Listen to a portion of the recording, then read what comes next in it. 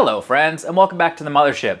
It is Easter season again, and I was kind of deciding what I wanted to cook, and I realized that Easter Bunny has not left me candy in many years, which means for retribution we are going to smoke up our very own rabbit tacos. Let's get started. So apparently it's not Peter, it's not Roger, it's not the Easter Bunny, and it's not Bugs. Apparently this right here is America's favorite rabbit. What we have here is about a 2.5 pound young rabbit. If you're using a wild rabbit that was harvested, just know it's going to be a little more gamier, but still going to be delicious. We're going to take this, get it out of its cryovac.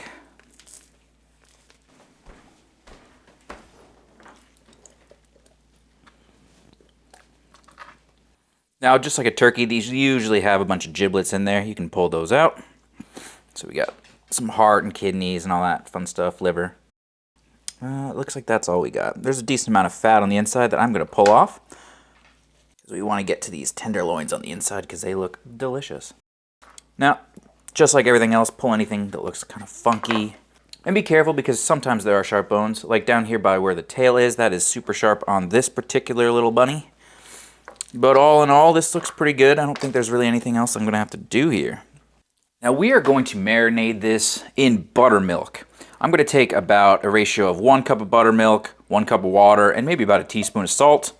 And I'm going to use that to marinate this for, you can honestly go overnight if you want to. I'm only going to do about 5 hours. I think that'll be sufficient. But you know the drill. Get the marinade into a Ziploc or a container of your choosing. Just something that will completely cover our animal of choice. So now we're going to get him into his little bath. There we go, buddy. Just remember that some of those bones can be sharp, and you might end up poking through your bag. So I'm going to put mine onto some sort of tray in my fridge, just to make sure I don't make a giant mess. But you know the drill. Get it in there nice and good. Make sure all the parts of this little animal get covered in our brine, marinade, whatever you want to call it. And then set this into the fridge, constantly flipping it over, making sure that everything gets coated. And we're going to do this for, like I said, about 5 hours in my case. You could do overnight. I don't think it's super necessary. About 5 hours later, and it's time to get this rubbed up and onto our smoker. As you can see, I didn't wipe off any of the brine. I think it should be okay. But what I did is I mixed up some of my chorizo seasoning without any of its salt, and I'm going to use that for our rub. And now you guys know the drill. Let's just rub the whole thing down. Get it nice and coated. There's no extra salt, so you can really go ham. Or rabbit, I guess, on this. Now I'm paying particular attention to the hindquarters and kind of the front quarters and the back, because that's where most of the meat on this is. I want to make sure that gets nice and coated down. But I think in general this is pretty much good to go. While I've been waiting for this to finish brining, I got my smoker up to temp. We're going to run on the Weber Kettle here, and I have it sitting about 250. I'm trying to get her down to 225, but she wants to run a little hot today. So 250 is about where I'm going to smoke this. Time to get this onto the machine and let it start getting some of that delicious smoke flavor and slowly come up to temp. Here is our setup. I'm running the SNS Slow and Sear. I've got our water pan in. I've got our rabbit on the indirect side, and I have our heat coming from, obviously, the direct side. I just threw a nice little chunk of applewood on there. Gonna get some nice smoke coming across. And we're just going to let it do its thing. I'm looking about 160 probably is when I'm going to pull this. So I want internal temperature about 160. That should get it to where we want it to go, and we should be able to pull it from there. So I'm going to throw the lid back on, and then just really monitor and make sure the temperatures stay kind of even, and make sure no two sides get too hot on this. So I might keep rotating it a bit just to make sure that, since it's such a lean animal, it doesn't get blasted too much with heat. But our grill's not going to do its thing unless we close it. So let's let her go. Our internal temperature is about 160, but you know what? I think I'm actually going to run this to about 180. Now, this might be famous last words, but I kind of want to shred a little bit more.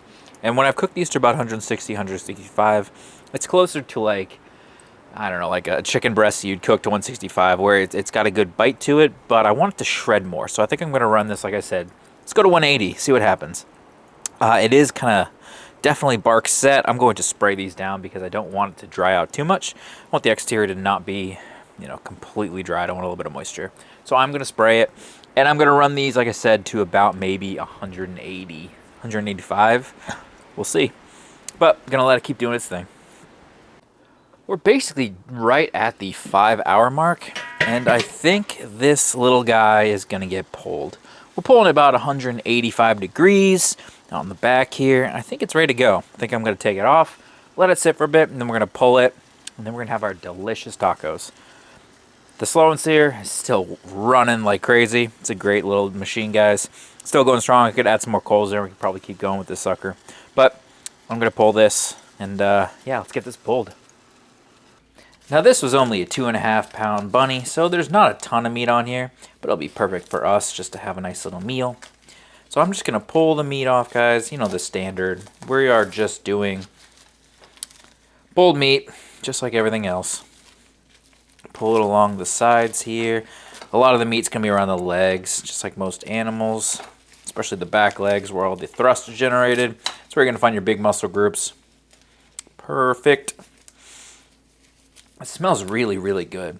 And if you put a gun to my head and asked me what this was and just show me these pieces of meat, I'd say probably chicken, because it looks exactly like chicken. Now you don't have to worry about any pieces that you didn't get off the carcass, because you could absolutely take these pieces, the bone, everything else, and put it into a pot and use it to make some stock. It's going to be a great stock if you want to. Now is a good point to take a piece, take a bite, see if it needs more salt. Determine if you want some more salt in your meat or not. You could add some more at this point, and before it goes into your tacos, it'll be exactly where you want it to be. So as far as protein, guys, rabbit is on the tougher side to not screw up.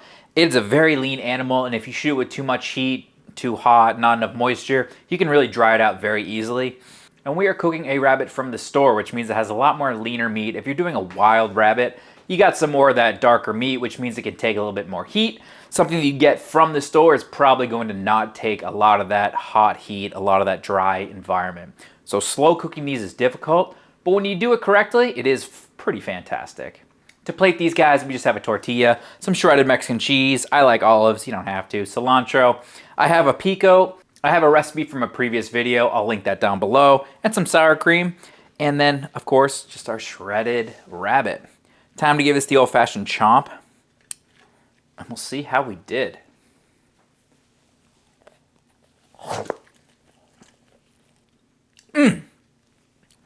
Now, rabbit is super good. It's a little bit like chicken. I mean, everything they say is like chicken, but it has a little bit more of a gamey flavor to it. And when you add all that smoke, we smoked this for almost 5 hours. It's got a good smoke level to it. This did not dry out. I did hit it with some water as we were cooking it, but I think just the fact that we kept it around 225, 250 the whole way kept the moisture in this animal. Our wet brine also definitely helped. Adding that buttermilk, some salt, definitely helped us keep some of that salt and that moisture inside the animal, so it could take a little bit longer of a cook. Guys, if you're looking for something different to do, these are super good tacos, super different, and that chorizo rub is really, really good on anything Mexican. This is a little bit outside the box for your standard Easter meal, guys. I know a lot of people just do a ham, but I want to do something a little differently. Let me know what your thoughts are down below. Have you ever cooked rabbit before? What do you guys do for Easter? I would love to hear your thoughts and see if you guys recreate this. Let me know what your thoughts are as well. As always, like, comment, subscribe, all that YouTube jazz would be super helpful for me. And most importantly, guys, cook something fantastic, and I will see you on the next barbecue. Have a great Easter, guys.